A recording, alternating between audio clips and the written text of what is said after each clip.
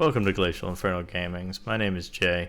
I wanted to do a little bit cleaner intro and update on the build diary today and try to start doing this going forward. Today kind of started out where we were focusing more on trying to earn some currency, some loot, turn up some of the difficulty, but inadvertently wound up making a lot of changes to the build that were surprising and unexpected. So I wanted to take a quick minute to go over some of those, and hope you enjoy. I'll put some timestamps below in the description and some gameplay at the end to kind of see where we are at.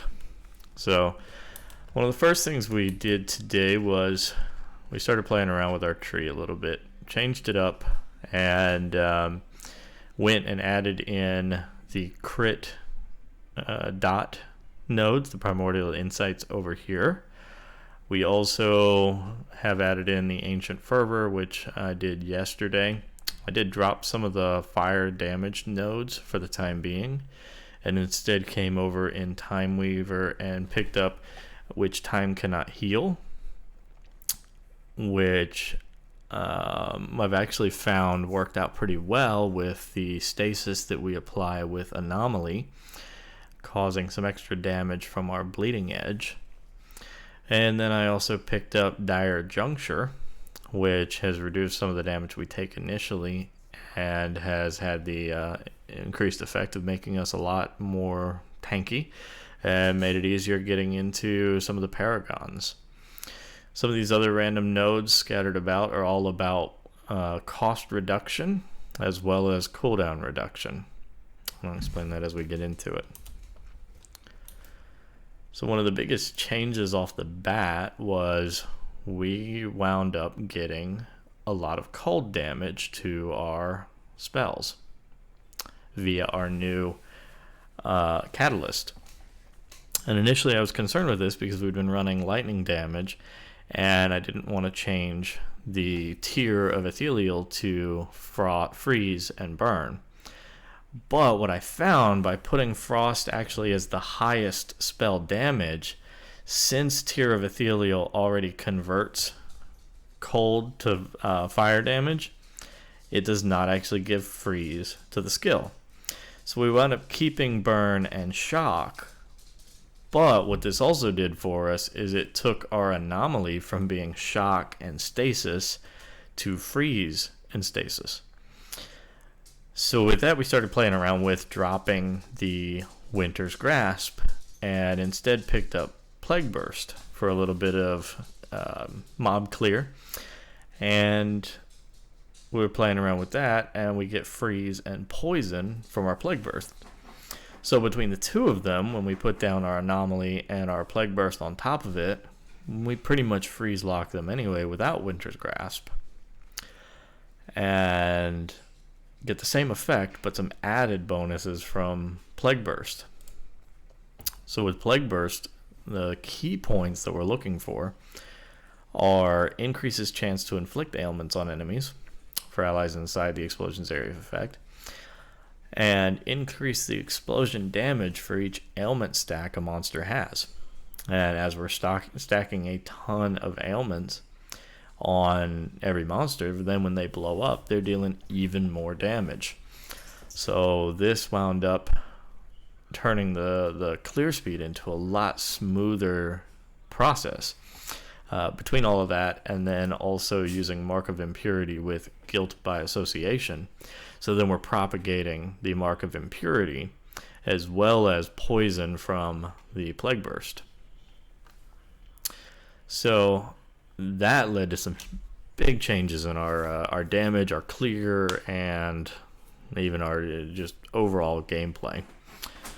The other thing we started doing was we started actually going through and focusing on our gear.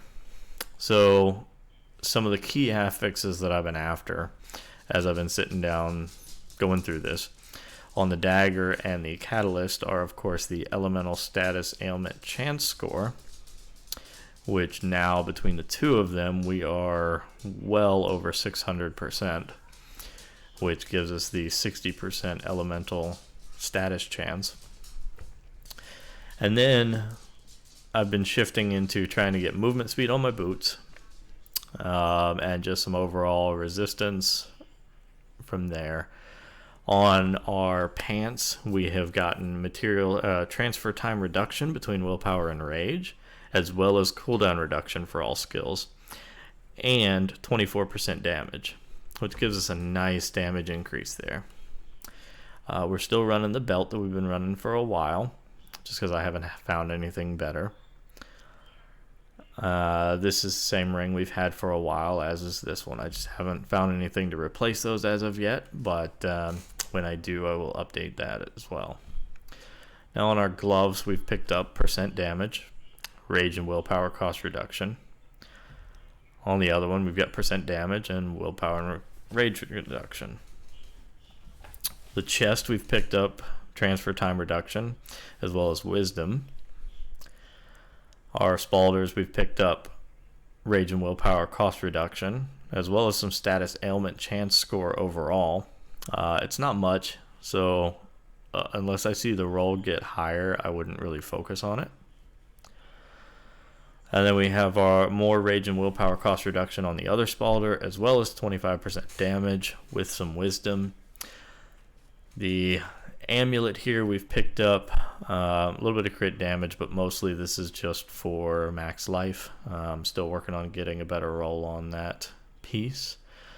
But our helmet turned out to be a really nice roll. So we hit 28% damage, 31% transfer time reduction, 33% cooldown reduction, as well as a nice increase to health. So what this has done is this has allowed our skills to cool down a lot faster, since Plague Burst and Anomaly do have rather high cooldowns. By bringing that down, we start with Anomaly, where it's a 6-second cooldown, and I think at base it's like 10 seconds. Could be wrong on that, but it does allow us to cast it a lot quicker, at least in practice. So another thing is, it was requested on another one of my videos about going over stats and attributes in that. So I did want to call those out and point out what I've been focusing on. So from an attribute perspective, we put everything in wisdom until we get to about 40% attribute, 40% ailment chance. And then I've been dumping the rest into ferocity. So that way we get about a 16% crit chance, just to kind of help us give a little bit of a boost to the damage. Now where we're at right now at level 75, this puts us at a 493% total bonus damage from all of our attributes.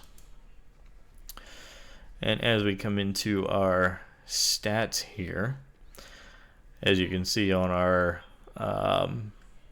health, we've got about 35,000 life. It's not much, but it does seem to work out just fine. I have not had any problems with it.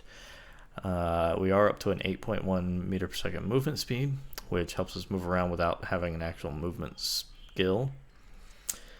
And then on our resistance types, from our material, we're up to about 47% resistance. In elemental, we're at 44.3, and in the occult, we're at 42.6 resistance. And of course, in our ailments, we have our max stacks at 30. We have our material chances at 41.6% base. We have our elemental chances at 60.5%, and then occult, we're at 41.6. And we do run with a 1550 resource pool and kind of general stats down here. So nothing too impressive, but we're working on pushing these up, and hopefully once the patch drops here in a couple of days, we'll actually be able to see what our real dot damage is from low to high, because I'd like to see what that lines up at. But if there's any questions, do feel free to leave a comment down below, and I will respond to it as soon as I can. Or if you'd like a little bit more real time, I do try to stream every day right now with Wolcen over on my Twitch, and feel free to pop in, say hey, and ask any questions you have about the build, and hope you keep enjoying it, and I also look forward to any feedback. I've been able to build this a lot through feedback from viewers and other commenters in Discord, and we've been trying to make this as good as we can and kind of keep tearing through it. But as of now, at level 75, earlier today, I did wind up clearing. Hang on, let me pick that. I did wind up clearing through Paragon 136. So we'll be pushing that further in the next few days and see how far we can actually make it before we hit another ceiling. So thank you for stopping by and enjoy the gameplay footage.